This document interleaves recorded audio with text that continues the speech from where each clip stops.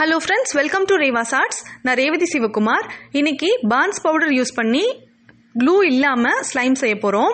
First இந்த slime செய்யறதுக்கு என்னென்ன பொருட்கள் தேவைன்னு நம்ம பார்த்துடலாம். அதுக்கப்புறமா இந்த ஸ்லைமை எப்படி செய்யறதுன்னு நம்ம பார்க்கலாம். ஃபர்ஸ்ட் நான் ஒரு பவுல் எடுத்து வச்சிருக்கேன். அதுக்கப்புறமா ஒரு குட்டி பவுல்ல டேபிள் சால்ட் எடுத்து வச்சிருக்கேன். ஒருவேளை உங்ககிட்ட டேபிள் சால்ட் இல்லைன்னா கல்லுப்பை நீங்க மிக்ஸி ஜார்ல சேர்த்து ஃபைன் பவுடர் ஆக்கிட்டு அதுக்கப்புறமா சேர்த்துக்கோங்க. அதுக்கப்புறம் ஒரு பவுல்ல மைதா மாவு எடுத்திருக்கேன். இப்போ இந்த பவுலில் சோப் தூள் எடுத்துக்கிறேன். உங்ககிட்ட எந்த சோப் தூள் இருந்தாலும் அந்த சோப் தூளை நீங்கள் இதுக்காக யூஸ் பண்ணிக்கலாம். அதுக்கப்புறம் இன்னொரு பவுல் எடுத்துக்கிறேன். அதில் நான் பான்ஸ் பவுடர் எடுக்க போகிறேன்.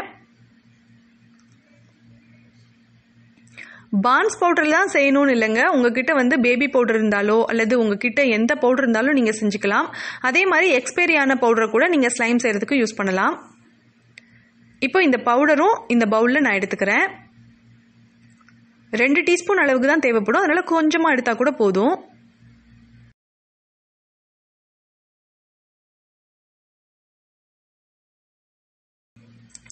அதுக்கப்புறம் ஸ்லைம் செய்யறதுக்காக நான் ஹேர் ஆயில் எடுத்துக்கிறேன். இந்த ஹேர் ஆயில் சூப்பரான ஸ்மெல் இருக்கும். ஸோ இந்த மாதிரி ஸ்மெல் இருக்கிற மாதிரியான ஹேர் ஆயில் நீங்கள் யூஸ் பண்ணிக்கோங்க. பேராஷூட்டில் ஜாஸ்மின் ஆயில் கிடைக்கிது, அதை நீங்கள் யூஸ் பண்ணிங்கன்னா நல்லாயிருக்கும். அதுக்கப்புறம் ஃபெவிக்ரில்ல அக்ரிலிக் பெயிண்ட் எடுத்திருக்கேன். ஆரஞ்சு கலர் அக்ரிலிக் பெயிண்ட் எடுத்திருக்கேன். உங்களுக்கு என்ன கலர் பிடிக்குமோ அந்த கலர் நீங்கள் எடுத்துக்கோங்க. அதுக்கப்புறம் ஸ்லைம் செய்யறதுக்கு நம்மளுக்கு தண்ணி தேவைப்படும். இப்போ ஃபர்ஸ்ட் நான் உப்பு எடுத்துக்கிறேன். உப்பு எடுத்து இந்த பவுல்ல 1 டீஸ்பூன் அளவுக்கு சேர்த்துக்கிட்டேன். அதுக்கப்புறம் 1 டீஸ்பூன் அளவுக்கு சோப் தூள் சேர்த்துடணும். சேர்த்தாச்சு. இப்போ 3 டீஸ்பூன் அளவுக்கு தண்ணி சேர்த்துக்கோங்க. 3 டீஸ்பூனுக்கு மேலே நீங்கள் தண்ணி சேர்க்க வேண்டாம். கரெக்டாக 3 டீஸ்பூன் அளவுக்கு தண்ணி சேர்த்துக்கோங்க. மெஷர்மெண்ட் எல்லாமே நீங்கள் கரெக்டாக எடுத்தீங்கன்னா உங்களுக்கு பர்ஃபெக்டாக இந்த ஸ்லைம் வரும். இந்த ஸ்லைமை பொறுத்த வரைக்கும் யாருக்கும் எந்த மிஸ்டேக்கும் வராதுங்க. சூப்பராக வந்துடும் இது. ஒருவேளை ஏதாவது மிஸ்டேக் இருக்குன்னா அதை நான் வீடியோவோட கடைசியில் உங்களுக்கு சொல்கிறேன். இப்போ இது நல்லா மிக்ஸ் பண்ணி விட்டுருங்க. இது நல்லா மிக்ஸ் பண்ணதுக்கப்புறம் நம்ம இது கூட கலர் சேர்த்துக்கலாம். ஆரஞ்சு கலர் அக்ரிலிக் பெயிண்ட் நான் சேர்த்துக்கிறேன். உங்ககிட்ட போஸ்டர் கலர் இருந்ததுன்னா அதை சேர்த்துக்கலாம். அதுக்கப்புறம் ஃபுட் கலர் இருந்ததுன்னா ஃபுட் கலர் கூட நீங்கள் சேர்த்துக்கலாம். இல்லை எந்த கலருமே நான் யூஸ் பண்ணலை, அப்படியே பிளைனாக இருக்கட்டும் அப்படின்னு நினச்சிங்கன்னா நீங்கள் கலர் சேர்க்காமலே இந்த ஸ்லைமை ரெடி பண்ணிக்கோங்க. இப்போ கலர் சேர்த்துட்டு இதை நல்லா மிக்ஸ் பண்ணி விட்டுருங்க. இப்போ ஃபஸ்ட்டு நான் பான்ஸ் பவுடர் 2 டீஸ்பூன் சேர்த்துக்கிறேன். இதில்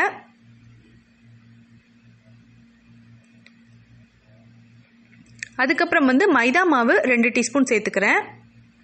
இந்த மைதா மாவை பொறுத்த வரைக்கும் 2 டீஸ்பூன் இப்போ நம்ம ஆட் பண்ணிவிட்டு 1 டீஸ்பூன் நம்ம மிக்ஸ் பண்ணும்போது கடைசியாக ஆட் பண்ணணும். அதனால இந்த மைதா மாவு மட்டும் இருக்கட்டும்.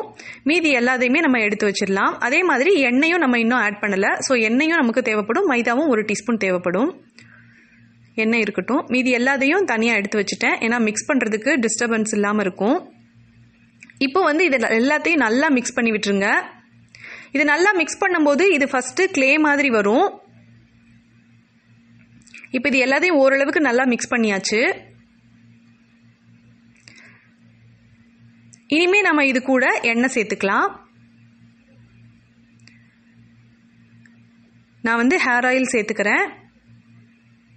2 டீஸ்பூன் அளவுக்கு எண்ணெய் சேர்த்துக்கோங்க. 2 டீஸ்பூனுக்கு மேலே சேர்க்க வேண்டாம். இப்போ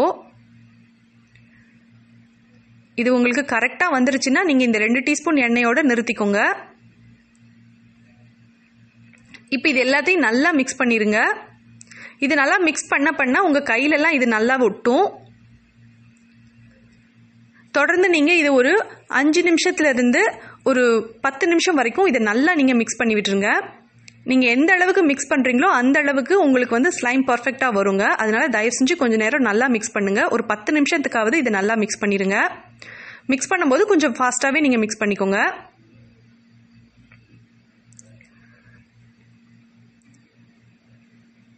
இப்போ இது நல்லா மிக்ஸ் பண்ணியாச்சு. கையில் தொட்டாலே நல்லா ஒட்டும். உங்களுக்கு தெரியும்னு நினைக்கிறேன். என் கையில் அப்படியே ஒட்டுது. இப்போ இந்த நேரத்தில் இது கூட ஒரே 1 டீஸ்பூன் அளவுக்கு மைதா சேர்க்கணும். நான் ஃபஸ்ட்டு சொன்னேன் இல்லையா, 3 டீஸ்பூன் மைதா. 2 டீஸ்பூன் அப்போவே சேர்த்துட்டோம். 1 டீஸ்பூனை இந்த நேரத்தில் சேர்த்து நல்லா மிக்ஸ் பண்ணணும். மிக்ஸ் பண்ணிவிட்டு இதை தொடர்ந்து நீங்கள் கையால் மிக்ஸ் பண்ணிங்கன்னா இது ஃபஸ்ட்டு இந்த பவுலில் ஒட்டாமல் வருங்க. அது நீங்கள் மிக்ஸ் பண்ண உங்களுக்கே தெரிய வரும்.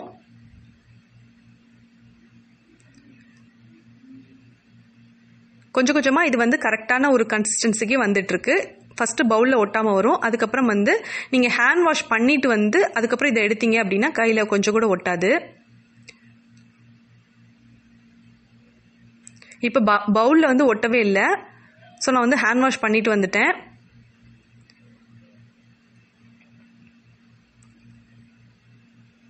இப்போ கையில் வச்சு இதை நீங்கள் கொஞ்சம் நல்லாவே மிக்ஸ் பண்ணணும். கையில் வச்சு நீங்கள் மிக்ஸ் பண்ண இது வந்து சூப்பரான ஒரு கன்சிஸ்டன்சிக்கு வந்துடும். ஸ்லைம் சூப்பராக ரெடி ஆயிடுச்சு.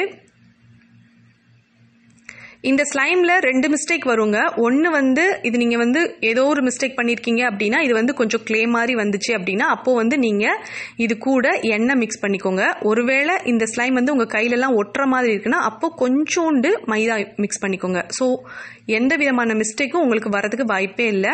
உங்கள் பொருள் வந்து வீணாகாது. சூப்பராக உங்களுக்கு ஸ்லைம் வரும். இது கையில் ஒட்டுச்சுன்னா நீங்கள் அப்போ வந்து மைதா சேர்த்துக்கோங்க.